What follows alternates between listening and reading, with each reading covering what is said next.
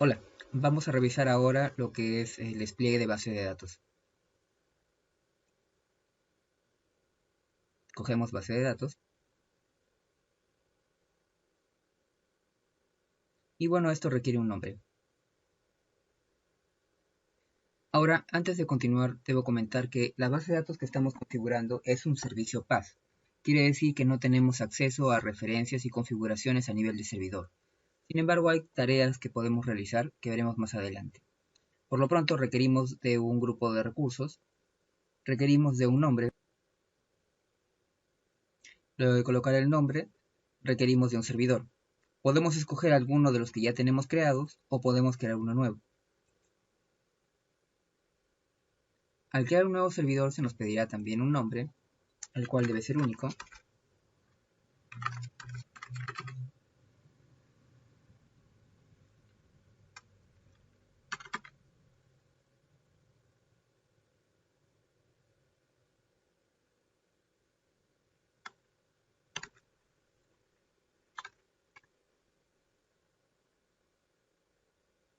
Y se nos pedirá una contraseña. Esta contraseña es la credencial principal del usuario administrador de esta base de datos. Posteriormente se podrían crear otros, pero esta es la primera que se crea.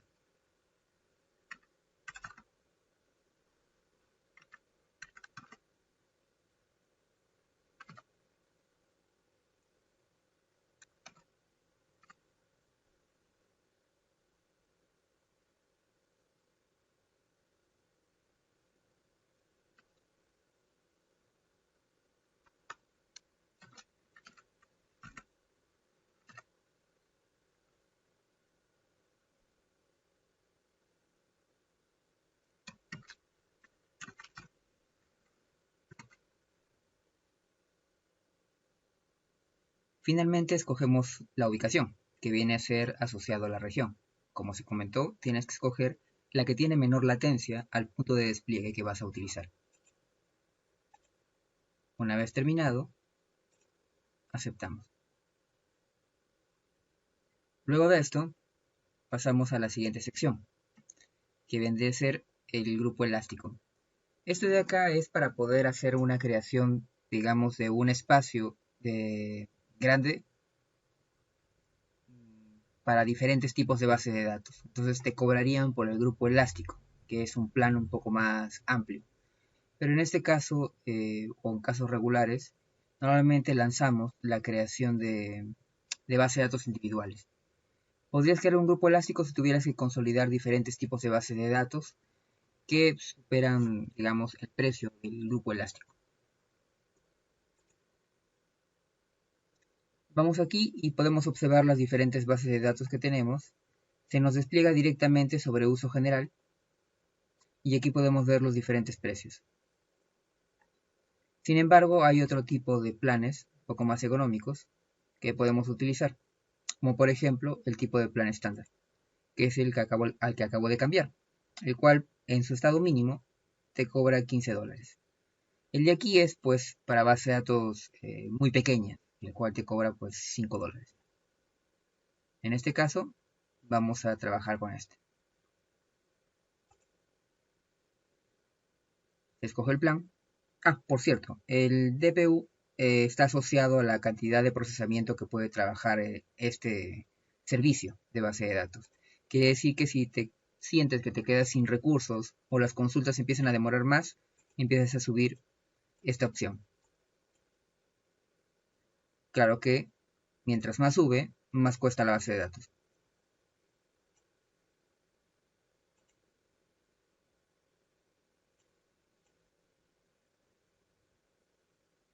Luego tenemos la sección de redes. En la sección de redes aparece por defecto sin acceso, para que lo puedas configurar después. Si tienes todas las referencias de la conexión, podrías establecer, por ejemplo, en conexión pública, referencias asociadas al firewall, como lo que vimos en la parte de firewall de la base de datos, en la cual podemos activar, por ejemplo, esta sección e indicar que cualquier recurso de Azure puede conectarse a este servicio, pero es un acceso de conexión pública.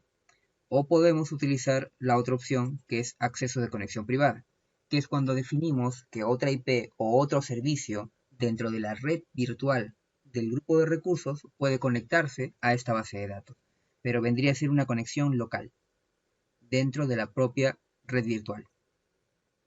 Por lo pronto lo dejaremos en sin acceso.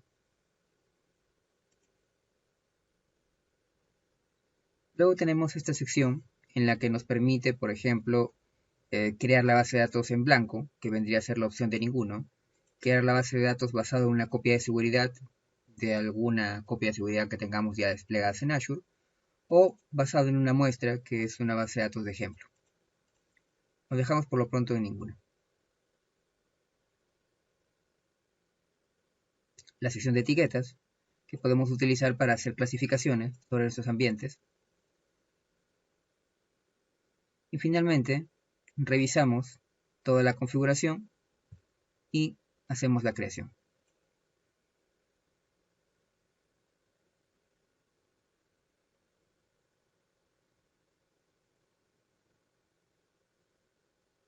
Luego esperamos hasta que el proceso termine. Bueno, luego de haber esperado unos minutos, la base de datos ya se encuentra creada y configurada. Utilizando esta opción, nos dirigimos al recurso.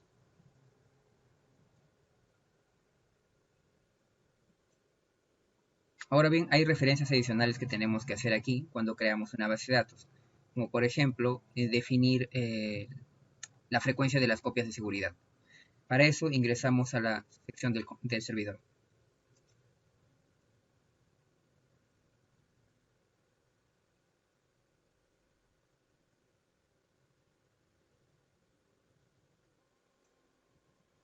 Luego ingresamos a la opción de la parte izquierda en configuración donde dice administrar copias de seguridad.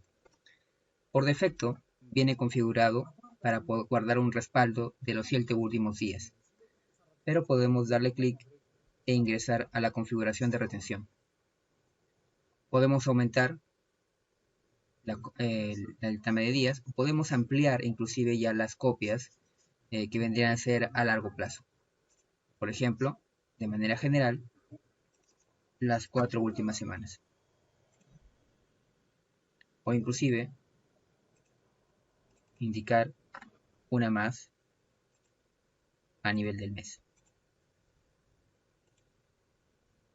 Una vez completada la sección de configuración, le damos a aplicar y esperamos a que se actualice la política de copias de seguridad.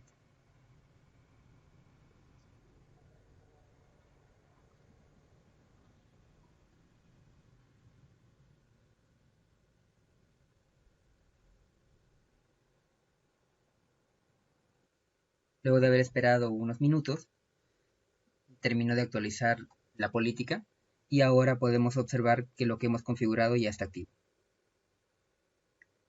Otra funcionalidad común que podríamos utilizar aquí vendría a ser la copia. Vamos nuevamente a la base de datos. Tenemos la sección de copia. La sección de copia es cuando necesitamos realizar modificación o revisión de los datos sin perjudicar el ambiente productivo. En este caso, podemos colocar aquí alguna referencia.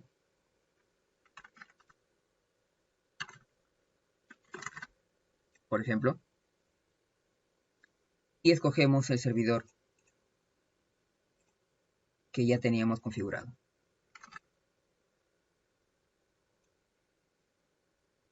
El plan aparece por defecto el mismo que tenía la base de datos original, pero lo podemos modificar.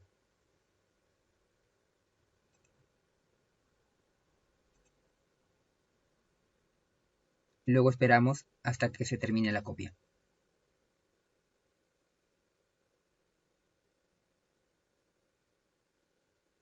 Luego de algunos minutos, el proceso ha sido completado.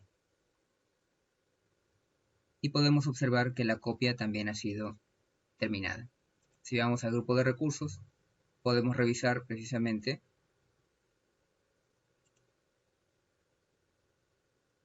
las dos bases de datos más el servidor.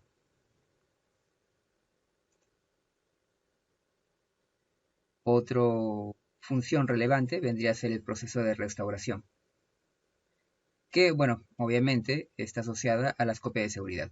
Como en este caso aún no ha sucedido ninguna copia porque acabamos de crear, esta sección no estaría disponible. Sin embargo, vamos a buscar otra base de datos para poder terminar ese ejemplo. Como se puede ver, estamos ya en otra base de datos y esta pues sí tiene habilitada esta sección porque ya tiene copias de seguridad que se han sido generadas. Puedes generar la copia de seguridad o la restauración en un momento dado. Por ejemplo, colocas una fecha determinada, te va a permitir solo hasta cierto tiempo hacia atrás, debido a la regla que hayan colocado, y a cierta hora. Y puedes hacer la restauración en otro ambiente. Acá te aparece precisamente la fecha y la hora del momento de restauración, y sobre eso pues puedes hacer las revisiones respectivas que necesitas sobre la data en ese momento determinado. Ahora puedes hacerlo como mencioné en un momento o asociado a las copias de seguridad de largo plazo, que son las reglas que hemos colocado hace un momento para la parte de copias de seguridad. En este caso aquí te aparecen todas las copias a largo plazo que se han configurado. La regla, al igual que en la que hemos configurado en el ejemplo, es de las 4 últimas semanas. Por eso es que se observa de esta manera.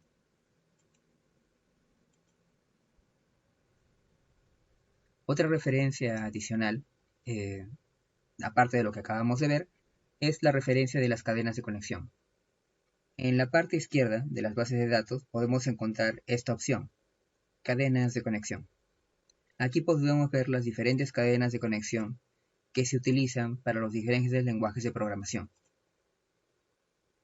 Si es necesario y el programador te pide alguna de estas referencias, podrás alcanzarle la información desde aquí. Bueno, finalmente para conectarse a la base de datos necesitas un cliente SQL instalado o posiblemente podrías utilizar esta versión preliminar de consultas SQL en línea.